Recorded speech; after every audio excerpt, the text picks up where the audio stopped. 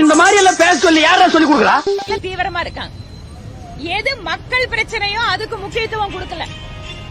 அதை விட்டுவிட்டு எங்கள் அதிகாரத்தை எப்படி காட்டுகிறோம் பார் என்கின்ற ரீதியில இது முதல் முறை அல்ல.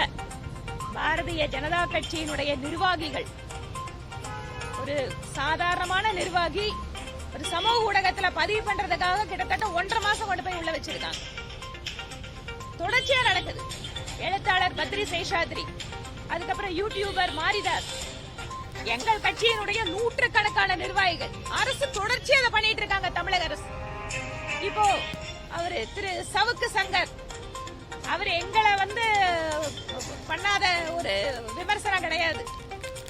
அவ்வளவு ஒரு மோசமான விமர்சனங்கள் எங்களுக்கு தான் பண்ணிருக்காரு. ஏன் எனக்கே பண்ணிருக்காரு. நான் போன வருஷம் திமுகவுக்கு போக போறதெல்லாம் போட்டாரு. ஆனா என்ன இதுல பாக்கணும்னா, தன்னுடைய அதிகாரத்தை எந்த அளவுக்கு ஒரு மாநில அரசு துஷ்பிரயோகம் செய்கிறது, இது வெட்ட வெளிச்சமாக தெரிகிறது. அப்ப இவங்களுக்கு எதிராக பேசினா இவங்க எந்த நிலைமைக்கும் செல்வார்கள்.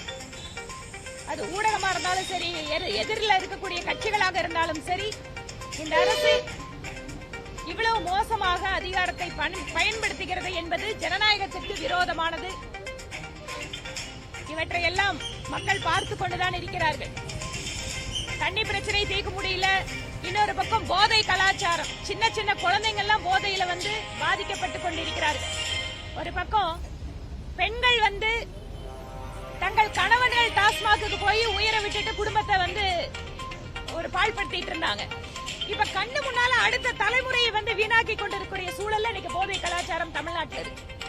எதற்கெல்லாம் முக்கியத்துவம் கொடுக்கணுமா இந்த அரசு அதுக்கு முக்கியத்துவம் கொடுக்கறது இல்ல. ஆனால் ஏதோ மிதப்பில் இருக்கிறார்கள். 3 வருட காலம் முடிந்து விட்டது. இந்த பாராளுமன்ற தேர்தலில் பல்வேறு இடங்கள்ல பார்த்தோம். அவங்களோட எம்எல்ஏக்கள், அமைச்சர்கள், எம்பிக்கள் போனா எப்படி மக்கள் எதிர்த்தாங்கன்னு. அதற்கு பிறகாவது இந்த அரசு மக்கள் பிரச்சனைகளில் கவனம் செலுத்த வேண்டும் என நாங்கள் எதிர்பார்க்கிறோம். அதாவது நம்ம இதுக்கு ரொம்ப வருஷமா பார்த்துட்டு இருக்கோம். ஒருத்தர் மேல கேஸ் போடணும்னா கஞ்சா கேஸ் போடுறதுங்கிறத வழக்கமா எல்லாரும் சொல்லுவான். ஏப்பா கஞ்சா கேஸ் போட்டாங்களான்னு. அது இன்னைக்கும் திராவிட முன்னேற்ற கழக அரசு அதை ஃபாலோ பண்ணிட்டு இருக்குது. இதெல்லாம் ரொம்ப கேவலமான விஷயங்க. அதாவது ஒவ்வொரு கிராமத்துல கூட கஞ்சா போடுறதுக்கும் போதை பொருள் போறதுக்கும் இவங்க கூட இருக்கிறவங்க தான் பெரிய பிசினஸாவே நடத்துறாங்க. அதை விட்டுட்டு கஞ்சா கேஸ் போடுற பழைய நடைமுறையை இன்னைக்கு இந்த திமுக அரசு நம்புவது அப்படிங்கிறது கேவலமானது. நீங்க அவர் சொன்ன மாதிரி அவரை தாக்கி இருக்காங்க, அவர் நீதிமன்றத்துல இல்லன்னு சொல்றாங்க. உண்மை என்னன்னு தெரியாது, என்ன நடந்திருக்கு அப்படின்னு தெரியாது. ஆனால் சந்தேகம் என்பது இந்த மாநில அரசு மேல கைது செய்யப்பட்ட போதே வருகிறது. நீங்க அவதூறுன்னு ஒரு சட்டம் இருக்கு, அவதூறு பண்ணா வழக்கு போடணும்னு ஒரு சட்டம் இருக்கு. மத்த பொதுவா இருக்கிற மக்கள் எல்லாம் என்ன சொல்றாங்க, கம்ப்ளைண்ட் கொடுத்தா நீங்க போய் டிஃபமேஷன் கேஸ் போடுங்கங்கறாங்க.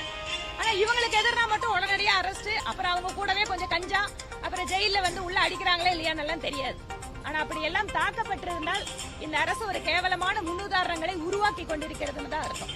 பெண்களுக்கு எதிராக பேசினதால வழக்கு பதிவுன்னு சொன்னா திராவிட முன்னேற்ற கழகத்தில் இருக்கிற பாதி பேரை அரெஸ்ட் பண்ணிருக்கணும். ஏங்க திராவிட முன்னேற்ற கழகத்துக்கு அவங்க கட்சிக்காரங்க பேசுறதெல்லாம் பெண்களுக்கு எதிராக தெரியலையா?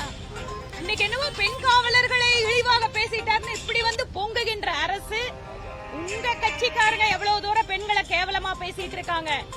நீங்க முன்னாள் முதல்வர் செல்வி ஜெயலலிதா அவர்கள் மீது வைத்த அந்த விமர்சனங்கள் எல்லாம் எப்படிப்பட்ட வகையை சேர்ந்தது? இன்னுமோ திடீர்னு பெண் காவலர்களாக உருமாறிட்டாங்களே.